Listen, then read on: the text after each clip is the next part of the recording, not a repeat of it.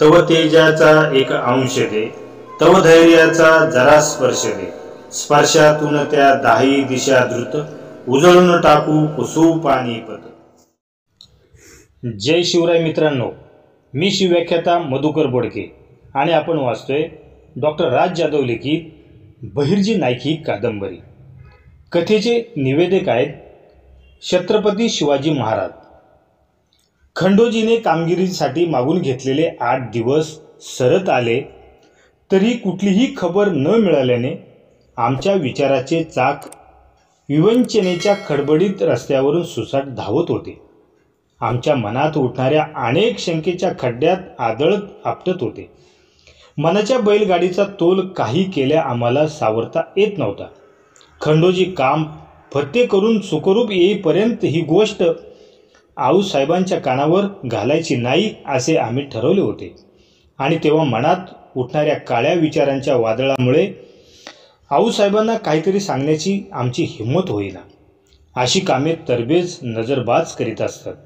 त्यासाठी आमच्याकडे आबासाहेबांनी नेमून दिलेले नाना मोसेखोरे होते, जे सध्या आबासाहेबांसोबत बंगळूर येथे होते.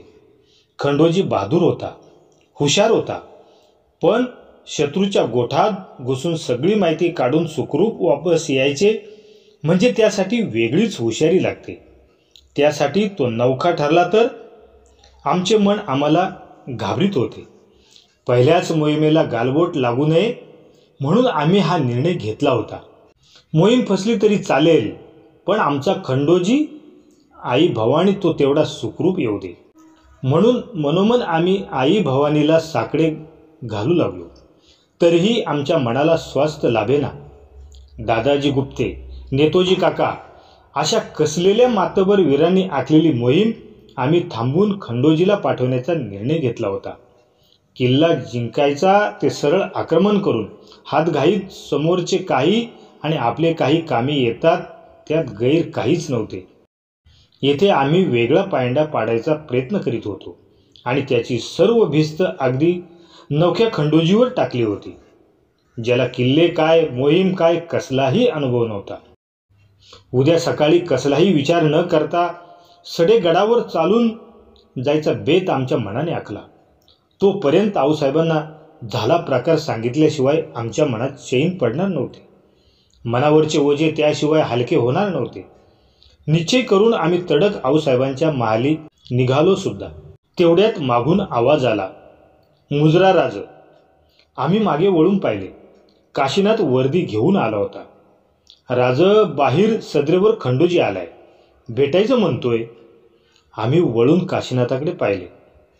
काळ्या कुट्ट ढगांना आपल्या हजारो हातांनी बाजूला सारून तेजस्वी सूर्याने दर्शन द्यावे, धरित्रीवर त्याने आपल्या लख प्रकाशाने पावले पसरावीत, सगळीकडे उजेडच उजेड पसरावा, तसा आमच्या डोक्यात लख प्रकाश पसरला. क्षणात आमची चित्तवृत्ती पालटली. आम्ही सरळ सदरेकडे धाव घेतली. सदरेवर खंडोजी त्याच्याच वयाच्या जोडीदारासोबत उभा होता. आम्हाला बघताच दोघांनी मुजरा केला. आम्ही मात्र सरळ त्याच्याकडे धावत गेलो आणि सरळ त्याला मिठी मारली. त्याचा हात हातात घेतला आणि त्याला आमच्या बाजूच्या आसनावर बसवले. तो मागे सरकला, पण आम्ही त्याचा हात घट्ट पकडून बळेच त्याला त्या आसनावर बसवले. राज हा जिवाजी. जिवाजी कधीपासून आमची नजर चुकून आमच्याकडे एकटक बघत होता. त्याने मुजरा केला आहे हेच तो विसरत होता. तो वारंवार मुजरा करीत होता. हाताच्या इशारतीने बसायला सांगितले तरी तो काही केलं बसायला तयार होईना. तो नाही बसायचा. राज एक डाव राजांना भेटावं त्यासाठी मी काही बी करायला तयार आहे असा सारखा माझ्या मागे तगादा लावला होता. आम्ही त्याच्याकडे बघून स्मित हास्य केले आणि दुसऱ्या क्षणी मुद्द्यावर येत खंडोजीला विचारले, मोहिमेचे काय झाले? मोहीम फत्ते झाली राजे. परवा किल्लेदार स्वतः आपल्यासाठी किल्ल्याचे दार उघडेल. काय बोलतोस खंडोजी? त्याचे बोलणे अतिशयोक्तीचे वाटले, कारण खंडोजी फक्त माहिती आणायला गेला होता. वय राज, रोडेश्वराची कृपा झाली तर तलवार चालवायची सुद्धा गरज पडणार नाही आणि किल्ला आपल्या ताब्यात येईल. खंडोजी जे सांगत होता ते अजूनही अतिशयोक्ती होती, पण खंडोजी आम्हाला काही खोटे सांगणार नाही याची शाश्वतीही होती. असा काय प्रकार केलास खंडोजी? सांग, आम्हाला ऐकायचे आहे. आम्ही त्याची कामगिरी ऐकायला उत्सुक होतो. लहान बाळाच्या कुतूहलाने आम्ही खंडोजीला विचारू लागलो. खंडोजीने आमच्या विचाराबाहेर पराक्रम केला होता. त्याच्या आयुष्यातील रोहिडेश्वराची पहिली वहिली मोहीम त्याने कशी फत्ते केली हे ऐकून आम्ही त्याच्या अगदी प्रेमात पडलो. खंडोजी किल्ल्यावर प्रवेश मिळण्यासाठी मार्ग शोधत होता. 1-2 दिवस गडाच्या अवतीभोवती फेऱ्या मारल्यावर तिसऱ्या दिवशी त्याने पाहिले की बरेच कुणबी लोक गवताचे मोठे मोठे भारे घेऊन गडावर जात होते आणि रिकाम्या हाताने माघारी येत होते. विचारणा झाल्यावर त्याला कळले की पावसाळा जवळ म्हणून गड शेकारण्यासाठी किल्लेदार कुणब्याकडून गवताचे भारे घेत आहे. खंडोजीच्या डोक्यात तेवढ्याच कल्पनेचे बीजारोपण झाले. गवताचे भारे घेऊन गड चढणाऱ्या शेतकऱ्यांसोबत खंडोजी आणि जिवाजी प्रचंड मोठे भारे घेऊन गड चढले. दरवाजात सैनिक भारे घेत होते. थोडीफार रक्कम त्यांच्या हातावर देऊन त्यांना वापस पाठवित होते. त्यातल्या कोणालाही किल्ल्यात प्रवेश मिळत नव्हता. हे पाहून खंडोजीने सुद्धा आपले गवताचे भारे चौकी पाऱ्यावर असलेल्या सैनिकाच्या हवाली केले. जमादार इतरांप्रमाणे त्याच्या हातावर काही रक्कम ठेवू लागला. तेव्हा खंडोजी हुशारीने त्याला बोलला, याची गरज नाही मालक. आम्ही काय भारे विकायला नाही आलो. आमचं तर हे रोजचं काम आहे. वाडे गड किल्ले शेकारून देतो आम्ही. आता आम्ही दोघेच आलो आहोत, पण आमच्याकडे लागतील तेवढी माणसं आहेत गड शेकारून देण्यासाठी. आम्ही एकदा काम घेतलं की किल्ल्याच्या मालकाला वाकाची दोरीसुद्धा आणायची गरज पडत नाही. माणूस गवत काठी लाकूड दोरी सगळं आमचंच असते. खानदानी धंदा आहे आमचा. कमी किमतीत चोख काम बजावून देऊ. आभाळ कोसळलं तरी पावसाचा थेंब खाली पडायचा नाही. म्हणलं बघावं एकदा विचारून म्हणून आलो होतो. खंडोजीने एका दमात सर्व काही सांगून टाकले होते. पहिल्याच तर्फे त्याने जमादाराला विचार करण्यास भाग पाडले होते. जमादार त्याच्याकडे एकटक बघत होता, कारण अशा कुठल्याही लोकांबद्दल त्याने पूर्वी कधीच ऐकले नव्हते. खंडोजीने त्याला जास्त विचार करू दिला नाही. गडावर भारे जात होते म्हणून एकदा विचारावं म्हणलं. होय असेल तर सांगा, नाहीतर हे भारे आमच्याकडून असेच ठेवून घ्या. हिशोबनीत विचारात पडला. कमी पैशात चोख काम करून दिल्यावर किल्लेदार खुश होणार हे तो जाणून होता. बाकीची सगळी मेहनत वाचणार होती. एक हाती काम झाले तर कधीही योग्यच होईल. लागतील तेवढे भारे तुम्ही आणणार का? खंडोजीने टाकलेल्या जाळ्यात मासा अडकला होता. व्हायची किल्ल्याची किती जागा शेकारायची आहेत तेवढी दाखवा. म्हणजे मी सांगतो किती भारे लागतील, काठ्या किती लागतील, तोडे किती लागतील आणि माणसं किती लागतील आणि किती दिवस गड शेकारून पुरा होईल हे बी बयाजवार सांगतो. त्याचे बोलणे ऐकून खंडोजीचा हा पिढीजात धंदा असावा असे तिथे उपस्थित सर्वांना वाटत होते. जमादार त्याच्याकडे बघत बोलला, ठीक आहे, मी किल्लेदाराच्या कानावर टाकून येतो. तुम्ही थांबा इथंच. हे बाकीच्यांना पाठवून द्या रे. जमादार पहारेकऱ्यांना आदेश देत आत निघून गेला. जमादार अर्थात त्याचे काम करणार होता, कारण कमी पैशात आणि कटकट न करता गड शेकारून घेऊन किल्लेदाराची मर्जी कमवावी असा विचार जमादाराने केला नसता तर नवलच होते. तेवढ्यावर सुद्धा खंडोजी बसून राहिला नाही. देहबोलीचा नेता असलेल्या खंडोजीने त्यातल्या बिडी ओढणाऱ्या 2 पहारेकऱ्यांना अचूक ओळखले. वेळेला उपयोगी यावी म्हणून ठेवलेली बिडी काढली आणि पहारेकऱ्यासमोर धरीत तो बोलला, घेणार का मालक? नशा करणाऱ्या व्यक्तीच्या काळजात उतरायचा मार्ग म्हणजे तो करीत असलेली नशा. पहारेकरी नाही म्हणू शकणार नव्हते आणि जमादार आत गेला म्हणजे ते दोघे गड शेकारायचा येणारच आहेत हे त्या पहारेकऱ्याने त्याच्या अनुभवातून ताडले असावे. खंडोजीने बिडीचे आडून त्याच्याशी सलोखा तयार केला. त्यांच्या गप्पा रंगू लागल्या. बिडीच्या बाहेर पडणाऱ्या धुरासोबत किल्ल्याची माहितीसुद्धा बाहेर पडू लागली. खंडोजीला अर्धी अधिक माहिती तर तिथेच मिळाली. तोफा किती, शिवबंदी किती, किल्लेदार कोण. 1.5-2 घटिकेच्या प्रतीक्षेनंतर हिशोबनीच दरवाज्यात आला आणि त्याने पहारेकऱ्याला आदेश दिला, त्यांची तलाशी घ्या आणि त्यांना आत सोडा. त्या दिवशी तरी खंडोजी आणि जिवाजीकडे त्यांना काहीच भेटणार नव्हते. दोघेही बिनबोबाट आपापल्या गवताच्या भाऱ्यासहित किल्ल्यात गेले. त्यांचा एक मुक्काम गडावर पडला. गडावरच्या शेकारण्याच्या जागा शोधण्याच्या बहाण्याने खंडोजी सगळा गड फिरून बघत होता. काही ठिकाणी तर स्वतः किल्लेदार त्याच्यासोबत फिरत होता. खंडोजी आपल्या चाणक्य डोळ्याने संपूर्ण गड डोक्यात साठवत होता.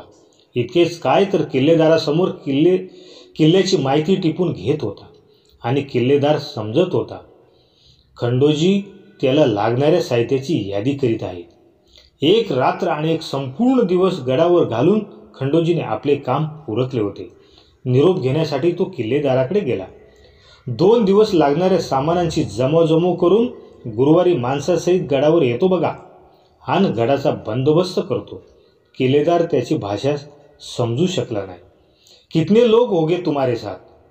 त्यावर खंडोजी इकडे तिकडे बघत विचारत करत बोलला, तुमच्यासाठी 30 लय झाले, पण काम लवकर उरकावं म्हणून 50 लोक सोबत आणतो. म्हणजे काम लवकर उरकल की तुम्ही भी मोकळे आणि आम्ही भी मोकळे. ठीक है, चाहे जितने लोग लेगे आ जाओ, पर काम जल्दी और सही होना चाहिए. इधर भी बारिश की कोई भरोसा नहीं. किल्लेदार मुद्द्याचे बोलत होता. जी जनाब, मालिक एक विनंती होती. आम्ही साहित्य घेऊन आलो की तेवढं दरवाजा लवकर उघडायला सांगा. म्हणजे आमची माणसं ताटकळत बसू नाहीत इतकंच. आणि आमचे मालक बी सोबत येणार आहेत तवा. कोण आहे तुम्हारा मालिक? किल्लेदाराने मंगळ रागाने विचारले. गुरुवारी भेटतो की. असे लई किल्ले शेकारायला घेतले आहेत त्यांनी. वेळ पडली तर सगळा मुलूक शेकरणार आहेत. लय मोठा माणूस आहे. माझ्यासारखे कितीतरी लोक कामाला आहेत त्यांच्याकडे. खंडोजी सगळीच व्यवस्था लावण्याच्या नादात होता. ठीक है, हम पहरेदार को बता देते हैं और हम खाली रहे तो खुद आ जाएंगे. दरवाजे पे तुम्हारे मालिक से मिलने. असे बोलून तो किल्लेदार निघून गेला आणि खंडोजी सर्वांना मूर्ख बनवून आमच्या भेटीला आला. खंडोजी सगळीच व्यवस्था लावण्याच्या नादात होता. ठीक है, हम पहरेदार को बता देते हैं और हम खाली रहे तो खुद आ जाएंगे. दरवाजे पे तुम्हारे मालिक से मिलने. असे बोलून तो किल्लेदार निघून गेला आणि खंडोजी सर्वांना मूर्ख बनवून आमच्या भेटीला आला. माहिती काढायला गेलेला खंडोजी जणू काही किल्लाच घेतला होता. इतके सफाईदार काम त्याने केल्यामुळे बैठकीत सर्वांनी त्याची पाठ थोपटली. दादाजी काका 50 शक्तिशाली मावळ्यांसोबत जाणार होते. किल्ल्याचे संपूर्ण दरवाजे उघडून भारे आत घेण्यासाठी भरपूर वेळ लागणार होता. तेवढ्याच वेळेत आम्ही बाळाजी, चिमणाजी, तानाजी सोबत 300 मावळे घेऊन दरवाजावर धडकणार होतो. स्वतः किल्लेदार दरवाजेच्या आमच्या स्वागतासाठी आला तर त्याच्या तिथेच मुसक्या आवळल्या जाणार होत्या आणि रक्ताचा एक थेंबही न सांडता किल्ल्यावर भगवा फडकणार होता. किल्लेदार दरवाजावर येईल हा खंडोजीला विश्वास होता आणि आम्हाला खंडोजीवर विश्वास होता. स्वराज्याच्या पहिल्या मोहिमेचा नारळ फुटला. ठरल्याप्रमाणे खंडोजी, जिवाजी, नेतोजी काका, दादाजी गुप्ते, येसाजी, संभाजी कावजी कुणब्यांच्या वेशात गवताचे भारे आणि इतर लागणारे साहित्य घेऊन गड चढून गेले. खंडोजीने केलेल्या व्यवस्थेमुळे मावळ्यांना बिलकुल ताटकळत उभे राहण्याची गरज पडली नाही. गडाचे दरवाजे उघडले गेले. खंडोजीने स्वतः किल्लेदार दरवाज्यात उभा बघितल्यावर मनोमन आपल्या नशिबाला धन्यवाद दिला असावा. नमस्कार, सलाम झाला. गवताचे भारे आत जाऊ लागले आणि त्यात लपलेल्या तलवारीसुद्धा. किल्ल्याचे पारेकरी ते सर्व काही नेण्याचे मदत करीत होते. सर्व भारे आणि इतर साहित्य आत आल्यावर किल्लेदाराने हुकूम सोडला, दरवाजा बंद कर दो. तेवढ्यात खंडोजीने हात जोडत विनंती केली, थांबाजी, आमचं मालक अजून आले नाहीत. का है तुम्हारा मालिक? और उसके लिए दरवाजा खुला रखने के लिए वो क्या राजा है क्या? या वाक्यावर मात्र नेतोजी पालकरांची तलवार गवताच्या भाऱ्यातून बाहेर निघाली आणि सरळ किल्लेदाराच्या मानेवर थांबली. अरे राजेच आहेत ते, आणि कुठे नाही, इथलेच राजे आहेत. तू बाहेरून आला आहेस.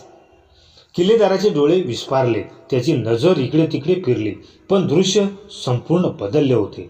त्या मोठमोठ्या गवताच्या भाऱ्यातून 50 तलवारी कधी बाहेर पडल्या आणि तिथे उभे असलेल्या पहारेकऱ्यांना कधी जेरबंद करून गेल्या ते त्याच्यासहित कोणालाच कळले नाही. हरामखोर, किल्लेदार खंडोजीकडे बघत ओरडला. तसे नेतोजी काकाने त्याच्या पाठीत लाद घालून त्याला खाली पाडला. किल्लेदाराच्या मुसक्या आवळल्या गेल्या. आता प्रतिकार होणे शक्य नव्हते. नेतोजीने खंडोजीला डोळ्यांनी खुणावले. खंडोजीने घसा साफ केला आणि घशातून 3 वेळा मोरांच्या ओरडण्याचा आवाज काढला. आमच्या कानावर तो आवाज आला. ती इशारत होती. पहिला आवाज म्हणजे सर्व मावळे सुखरूप आत पोचले.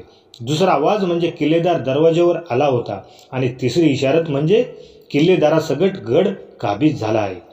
जवळच्या झाडामध्ये मावळ्यांसहित याच इशारतीची वाट पाहणारे आम्ही इशारत होताच सरळ पायऱ्यांनी किल्ला चढून गेलो. आम्ही वर पोहोचे पावतो किल्ल्यावरील सर्व सैनिकांचे हत्यार जमा करून घेतले होते. किल्लेदार तर आधीच बंदी बनून ठेवला होता. मावळ्यांनी सर्व गडावर कब्जा केला. आम्ही गडावर पोहोचलो. कितीतरी अभिमानाने आम्ही स्वराज्याच्या पहिल्या गडावर आमचे निशाण फडकावले. वाऱ्यासोबत हवेत फडफडणाऱ्या त्या निशाणाकडे बघताना आमचे काळीज अत्यानंदाने धडधडत होते. कित्येक दिवसापासून गडावर बंद पडलेल्या तोफांना तोपची बोलवून बत्ती दिली गेली. तोफेची सुलक्षणी 5 बार हवेत झाले. त्याने सगळा आसमंत ढवळून निघाला. तो आवाज सर्वदूर पसरत होता. त्याचे ध्वनी प्रतिध्वनी हवेत पसरून इतर गड्यांना चेतवणी देत होते. आम्ही इतक्यात थांबणार नाही. या आवाजापाठोपाठ खुद्द आम्ही येत आहोत. क्रमशः